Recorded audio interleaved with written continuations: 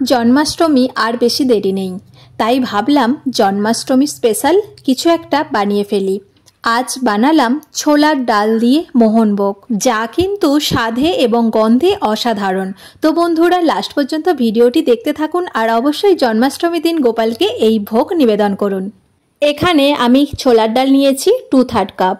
এটা সারা রাত ভিজিয়ে রেখেছিলাম আর এই যে একদম কিন্তু ভিজে গেছে। এরপর এই ডালটাকে আমি পেস্ট করে নেব। একদমই মিহি করে পেস্ট করব না, একটু কচা কচা রেখে এটাকে কিন্তু পেস্ট করতে হবে। আর এখানে ডালের পরিমাণটা যে যার মতো করে নিয়ে নেবেন। এইভাবে আমি এটাকে পেস্ট করে নিয়েছি। এরপর আমি এখানে নিয়েছি 100 গ্রাম পরিমাণ খোয়া ক্ষীর, তবে পুরো ক্ষীরটা লাগেনি, কিছুটা পরিমাণ ক্ষীর রেখে দিয়েছিলাম। তা থেকে আমি হাফের একটু বেশি এইভাবে গ্রেট করে নিলাম। তারপর একটা পাত্রের মধ্যে আমি দিয়ে দিচ্ছি চিনি।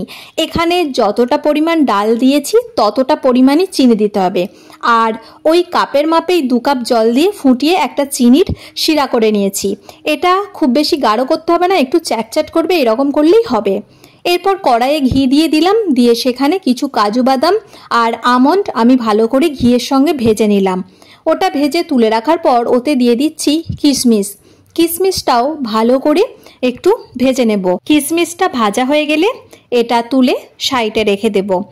আর এরপর আমি ভেজে নেব খোয়া ক্ষীর। তার জন্য আরও একটু ঘি দিয়ে দিলাম। তারপর তাতে কিছুটা পরিমাণ খোয়া ক্ষীর ভেজে নেব আর সামান্য একটু রেখে দেব, যেটা আমি শেষে ওপরে ছড়াবো। খোয়া ক্ষীরের পরিমাণটা যে যার পছন্দ মতো নিয়ে নেবেন, বেশিও নিতে পারেন বা কমও নিতে পারেন। অবশ্যই ডাল আর চিনির পরিমাণটা কিন্তু ঠিক রাখতে হবে। যতটা পরিমাণ ডাল ঠিক ততটা পরিমাণই চিনি দিতে হবে। এবারে কেউ যদি বেশি মিষ্টি পছন্দ করেন তাহলে একটু বেশি করে মিষ্টি দিতে পারেন। তারপর আমি খোয়া ক্ষীরটা ভেজে তুলে নিলাম, আরও একটু আমি ওর মধ্যে ঘি দিয়ে দিলাম, দিয়ে বেটে রাখা ডালটা ওই কড়াইয়ের মধ্যে দিয়ে ভাজতে থাকবো। ডালটাকে কিন্তু খুব ভালো করে ঘি দিয়ে ভাজতে হবে যতক্ষণ পর্যন্ত না এর কাঁচা গন্ধটা যাচ্ছে। ডালের কাঁচা গন্ধটা যতক্ষণ না চলে যাচ্ছে ততক্ষণ পর্যন্ত কিন্তু এটাকে নেড়ে নেড়ে ভাজতে হবে আর ঘি দিতে হবে অল্প অল্প করে। এইভাবে আমি একদম ঝুড়ো ঝুড়ো করে ডালটাকে ভেজে নিয়েছি। বন্ধুরা, দেখতেই পাচ্ছেন কত সুন্দরভাবে আমার ডালটা কিন্তু ভাজা হয়ে গেছে। আর এখানে আমার ঘিয়ের পরিমাণ লেগেছে, আমি যেই চামচে দিচ্ছিলাম ওটার 3 চামচের মতো। এরপর এতে দিয়ে দেব খোয়া ক্ষীর যেটা ভেজে রেখেছিলাম, সেটা এই ডালের সঙ্গে ভালো করে একটু মিশিয়ে নেব। আর বন্ধুরা, দেখতেই পাচ্ছেন আমার ডালটা কিন্তু একদম মিহি করে গুঁড়ো ছিল না, একটু কচা কচা আছে। এখন ভাজা হওয়ার পর সেটা বেশ সুন্দরভাবে বোঝা যাচ্ছে। এরপর আমি খোয়া ক্ষীরটা মিশিয়ে নেওয়ার পর যে চিনিটা তৈরি করেছিলাম, চিনির রসটা, সেটা ওর মধ্যে দিয়ে দিচ্ছি। এই অবস্থায় কিন্তু গ্যাসের ফ্লেমটা একদম লোয়ে রাখতে হবে। লোয়ে রেখে চিনিটা ডালের সঙ্গে মিশিয়ে নিতে হবে। এই ডালটা কিন্তু পুরো চিনির রসটাকেই একদমই শুষে নেবে।